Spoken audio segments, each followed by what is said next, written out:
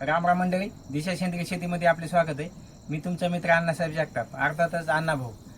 मित्रांनो, बरेचसे आपले शेतकरी बांधव म्हणले होते की अण्णा भाऊ तुम्ही आता व्हिडिओ लय कमी केले तर कारण मित्रांनो एवढे कामं चालू शेतीचे आणि बाहेर हे कार्यक्रम हे ते असतात. आपण काय यूट्यूबर नाही तर आपण एक ह्याच्यात जे सेंद्रिय शेतीमध्ये म्हणा, नैसर्गिक शेती, आता जे म्हणतो का आपण नैसर्गिक शेती, ह्याच्यामध्ये एक अभ्यासक म्हणून काम करतो. आणि पहिल्यापासून जे काही काम केलेलं आहे शेतीमध्ये ह्याच्यात वेगवेगळे प्रयोग आणि जे प्रयोग सक्सेस झालेले तेच तुमच्यापर्यंत मी पोहोचण्याचं काम करतोय. तर आज मी तुम्हाला अशी माहिती सांगणार आहे मित्रांनो. आता जे काय थंडी चालू आहे, ह्या थंडीमध्ये पिकाची वाढ कमी होती. कशामुळं? एकतर दिवसाचं ऊन असतंय, ऊन म्हणण्यापेक्षा दिवस हे कमी झालेला असते आणि रात्र मोठी असते. मग ह्या दिवसाला ऊन कमी भेटतंय, ह्या पिकाला ऊन कमी भेटल्यामुळं ह्याची वाढ आहे का वाढ कमी होती. आपल्यालाच बघा तुम्ही 9-9:30 वाजेपर्यंत थंडी वाजायली. त्याच्यामुळं आणि हे पिकाला तर कसं होत असेल, पीक तर रात्रंदिवस उघडच असते, बाहेर ह्याच्यावरच असते, ते काय असं झाकीत नसते किंवा काही नसते. आता एखादे पॉली हाऊस, शेडनेट त्याचा भाव वेगळा आहे, पण आपल्याला कसं संध्याकाळी काहीतरी निवारा असतो, पण पिकाला तसा निवारा नसतो. त्याच्यामुळं ही पिकाची वाढ ही कमी झालेली असते, सूर्यप्रकाश त्याला कमी भेटलेला असते त्याच्यामुळं. पण आता पिकाची वाढ करण्यासाठी, त्याला गरमी भेटण्यासाठी किंवा त्याला ऊब भेटण्यासाठी एक औषध तुम्हाला सांगणार आहे. त्या औषधाला आपण जिब्रेलिक ॲसिड म्हणतो. काय जिब्रेलिक ॲसिड कसं तयार करायचं थोडक्यात तुम्हाला माहिती सांगतो. आणि हे जे काय वनस्पती आहेत का, ह्या वनस्पत्याचं मी संवर्धन सुद्धा करण्याचं काम करतो आम्ही कुटुंब आमचं. तर ही वनस्पती प्रत्येकाच्या बांधाव, शेतात किंवा एखाद्या दांडाच्या ठिकाणी बी भरपूर प्रमाणात आपल्याला पाहायला भेटते. ह्या वनस्पतीचं नाव आहे कपाळफुटी. ह्याच्या अगोदर आपण 2-3 व्हिडिओ दिलेले आहेत आणि ही माहिती मला जवळपास आपल्या 15 ते 20 वर्षापासून ही माहिती कशामुळे झालेली. जे माझे सेंद्रिय शेतीचे गुरु रामेश्वरजी चांडक साहेब यांनीच आम्हाला ही माहिती सांगितलेली आणि ही माहिती आपल्या शेतीवरच्या पिकावर प्रयोग करून सक्सेस झाल्यावर मी तुम्हाला ही माहिती सांगितलेली. बरेच दिवसापासून सुद्धा यूट्यूबला 5-6 व्हिडिओ दिलेले आहेत आपण, तरी पण आता ही डबल माहिती सांगतोय. कारण माहिती का, मागचे व्हिडिओ बरेचसे शेतकरी बांधव बघत नाहीत. तर ही जी काय वनस्पती का, ही कपाळफुटी म्हणजे कसं आहे, पहिले लहानपणी आपण बघा तुम्ही जाताना येताना असे कपाळ हाणायचं म्हणून हे फटकन आवाज यायचा बघा असं. हे असे ह्याला जे फुगे असतात का, हे फुगे वाजतात आणि ह्याच्यामध्ये असे 3 बिया निघतात.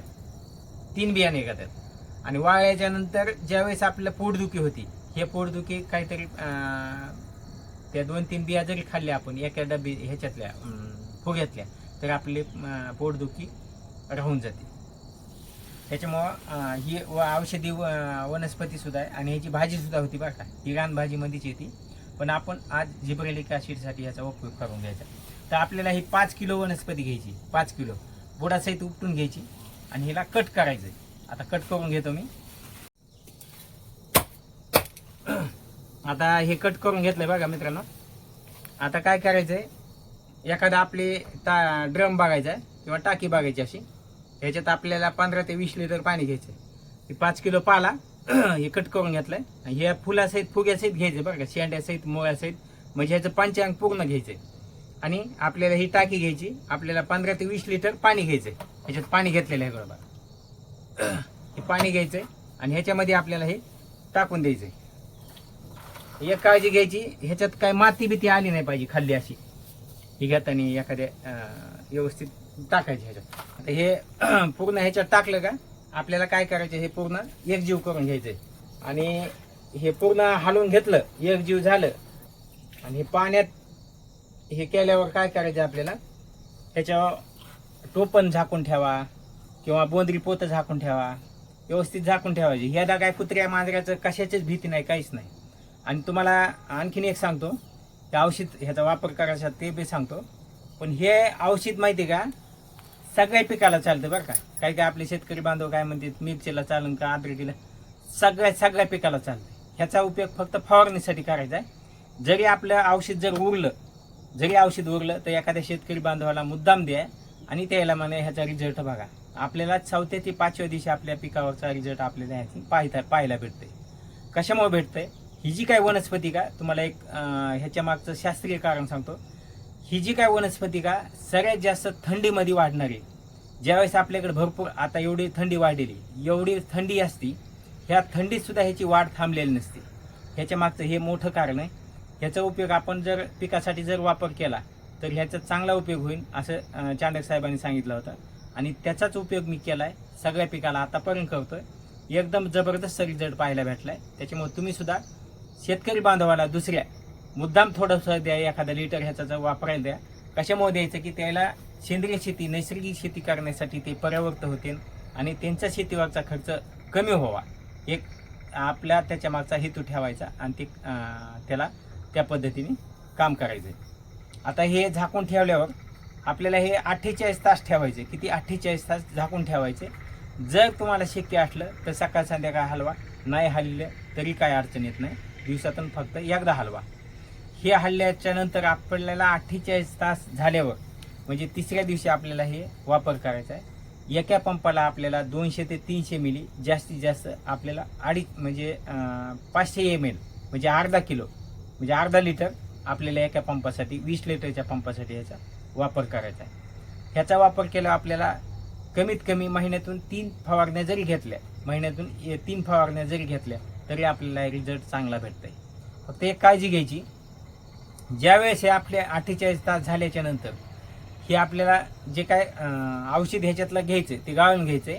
दुसरी गोष्ट, 5-6 दिवस झाल्यावर आपल्याला जर वाटलं की आपल्याला हे पूर्ण ह्याच्यातला पाला आणि हे औषध थोडंसं चिकटपणा येते, त्याला लाळीसपणा येते, आणि जर समजा आपल्याला वाटलं ह्याच्यात काड्या भरपूर राहिल्या तर आणि ह्याचं पानं आहेत का पानं पूर्ण विरघळून गेलेत तर आपल्याला ह्याच्यातलं काढून वस्त्रगाळ करून पूर्ण पिळून घ्यायचं. ते पिळून घेतल्यावर ह्याच्या वरचा चोथा एखाद्या कंपोस्ट खतामध्ये मिक्स करून टाका आणि किंवा आपल्या शेतामध्ये टाकून द्या. आणि हे औषध आपल्याला 6 महिन्यापर्यंत एखाद्या थंड हवेच्या ठिकाणी म्हणजे थंड ठिकाणी जिथं ऊन येणार नाही अशा ठिकाणी ठेवा. आणि हे आपल्याला 6 महिने औषध चालते. 6 महिन्यापर्यंत आपल्याला हे एक्सपायरी नाही. त्याच्यामुळे आपल्याला हे औषध जर तयार केलं तर बाजारातून झिप्रेलिक नावाचा औषध जे असते ते आपल्याला विकत आणायची गरज पडणार नाही. हे फक्त आपल्याला फवारणीसाठी जास्तीत जास्त वापर करायचा आहे. आणि आता तुम्हाला सगळं सांगितलं, याची एक्सपायरी सांगितली. जर समजा आपल्या एखाद्या पिकाची अवस्था 15 ते 20 दिवसाचा आता गहू झालेलं आहे प्रत्येकाची समजा किंवा 8 दिवसाचा झालेला आहे, त्याच्यात सुद्धा ह्याचा वापर करता येते.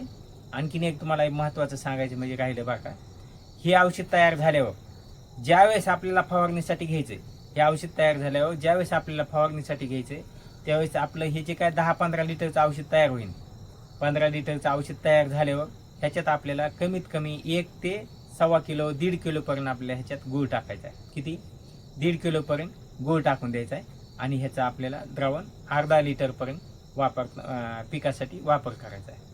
आता ह्याच्यात जे काय आपण गूळ टाकतो का हे तर जीवाणू वाढीसाठी सुद्धा वापर होतोय आणि पिकाला जे काय कॅल्शियम लोह जे पाहिजे असते हे सुद्धा त्याच्यातून भेटून जाते.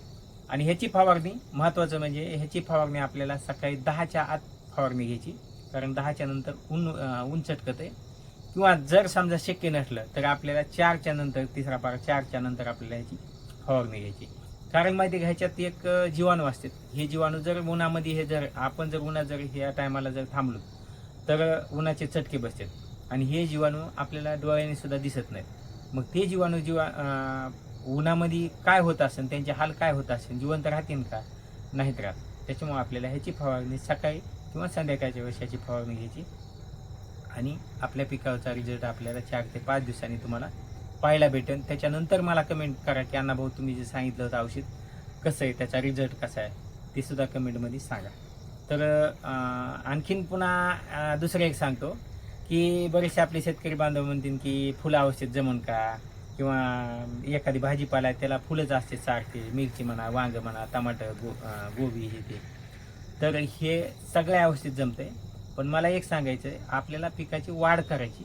फुलं औषध जरी मारलं तरी काय अडचण नाही, पण फुलं अवस्थेत जर पीक असलं तर त्यावेळेस आपल्याला वाढ करायची गरज पडत नाही. वाढ जर केली तर फुल गळ होती, पण ह्याची फुल गळत नाही तर पण त्यावेळेस आपल्याला गरज पडत नाही. आणि जरी केली तर ह्याने कोणता काही साईड इफेक्ट नाही, उलटा फायदाच होणार पण नुकसान होणार नाही. मी तुम्हाला 100% गॅरंटीने सांगतो, कारण आपले फेक व्हिडिओ नसते. जे काय प्रयोग करून सक्सेस झालेले तुम्हाला सांगितलं तेच आपण व्हिडिओ टाकतो. तर मित्रांनो, व्हिडिओ कसा वाटला, व्हिडिओला तेवढं लाईक करी जाता, इतर शेतकरी बांधवाला शेअर करा, जेणेकरून प्रत्येक शेतकरी बांधव स्वावलंबी बनन. आणि राजूभाईंनी जे सांगितलेलं आहे त्याच पद्धतीने आपलं काम चालू आणि ते काम चालूच राहणार आहे. त्याच्यामुळं प्रत्येक शेतकरी बांधव स्वावलंबी बनावं हेच राजूभाईचं स्वप्न होतं आणि ते पण सगळ्यांनी पूर्ण व्हा असं मला वाटतंय. तर भेटू नवीन माहितीसह पुढच्या व्हिडिओमध्ये. तोपर्यंत शिंदे, धन्यवाद. राम राम.